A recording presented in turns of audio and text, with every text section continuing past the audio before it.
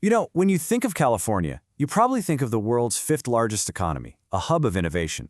But according to a new report, California's Crossroads, the Golden State is caught in a series of interconnected crises that are feeding into a dangerous feedback loop. So today, we're going to unpack the anatomy of this vicious cycle. Okay, let's start with the absolute core of the problem: housing. To afford a median-priced home in California right now, a household needs to be making a whopping $232,400 a year. Just think about that number. For most people, it's not even in the realm of possibility. And the reality of that number is, well, it's pretty brutal. Only about 15% of California households can actually afford to buy that median-priced home. Now, to give you some perspective, the national average is more than double that, at 34%.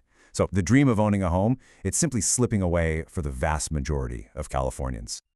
And it's not getting any better. In fact, it's getting worse. If you look at just 2021 to 2023, home prices and the cost of basic essentials shot up by 17%. But incomes, they only grew by 13%. That gap, that little 4% difference, means your actual purchasing power is shrinking, and that's a hit that low-income families feel the most. This kind of intense financial pressure doesn't just stay on the Zillow app, right? It kicks off a chain reaction. And the very first domino to fall is a big one. People are just packing up and leaving the state.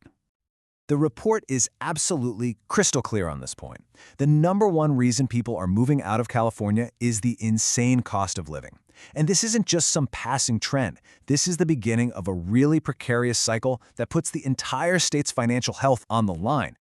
And the sheer scale of this exodus it's just massive. Between 2020 and 2023, California had a net loss of 1.2 million people to other states. To put that in perspective, that is like the entire city of San Diego just vanishing. But here's the really crucial part. It's who is leaving. In 2022 alone, the state lost a net total of over 24,000 high-earner households. We're talking about the very people that California's tax system depends on the most. And when those high earners leave, their tax dollars go with them.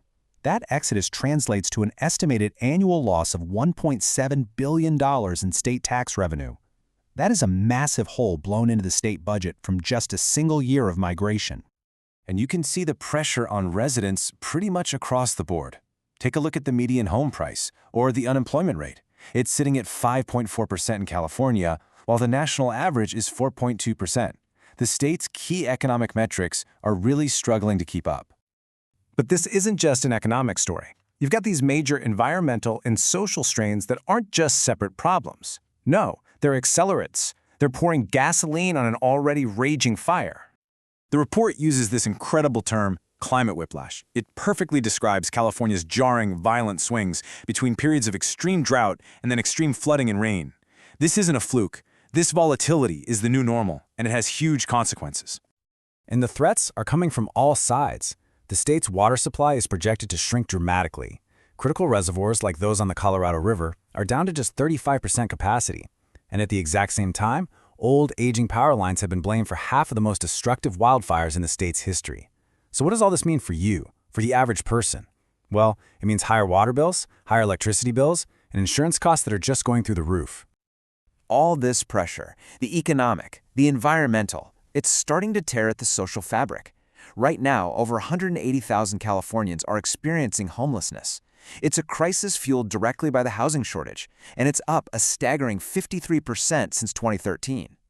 And of course, this pain is not spread out equally. For low-income families, 82% of their money goes just to the bare essentials. We're talking food, housing, gas. That leaves almost no room, no cushion, making them incredibly vulnerable to any kind of economic shock.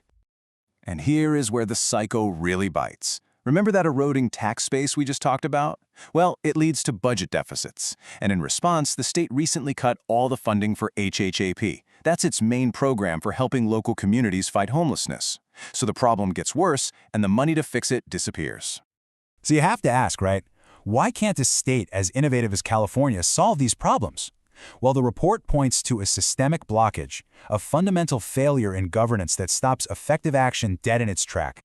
A huge part of this blockage is a law known as SECA.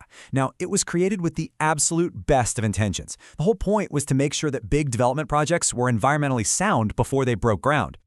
But the way it's used today, that's a very different story. The report calls CEQA a formidable tool of obstruction. It's been weaponized, really, by special interests to delay or just kill projects they don't like, even critical ones. And here is the real kicker, the great irony. This law that was designed to protect the environment is now used over 80% of the time to block the exact kind of projects California desperately needs: dense, urban, infill housing that's actually good for the climate. It's completely backward. And it's not just legal roadblocks, there are physical ones too. The state's energy grid is old. It just can't handle the demands of a modern, green economy.